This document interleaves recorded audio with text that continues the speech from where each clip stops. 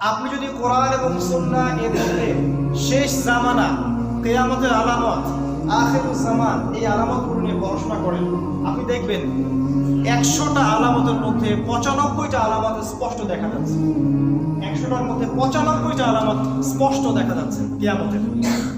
যেমন আমি কয়েকটা বড় বড় আলামত বলছি। নগ্ন পদের রাখাল শ্রেণীর মানুষ, দরিদ্র যারা, তারা বড় বড় অট্টালিকা নির্মাণের প্রতিযোগিতা করবে। সমাজে এমন একটা ব্যক্তি খুঁজে পাওয়া যাবে না যে কিনা সুদ থেকে মুক্ত আছে। সুদের ব্যাপক সয়লাভ হবে। সমাজে নারীদের সংখ্যা বাড়বে, পুরুষের সংখ্যা কমে যাবে। সমাজের যে জায়গায় পুরুষের থাকার কথা সেখানে নারীরা চলে আসবে, নারীদের জায়গায় পুরুষেরা চলে যাবে। সমাজের ফাংশনাল রোল চেঞ্জ হয়ে যাবে।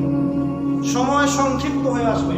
বেশি বেশি ঝড়, বন্যা, ঘূর্ণিঝড়, জলোচ্ছ্বাস, ভূমিকম্প এগুলো হবে।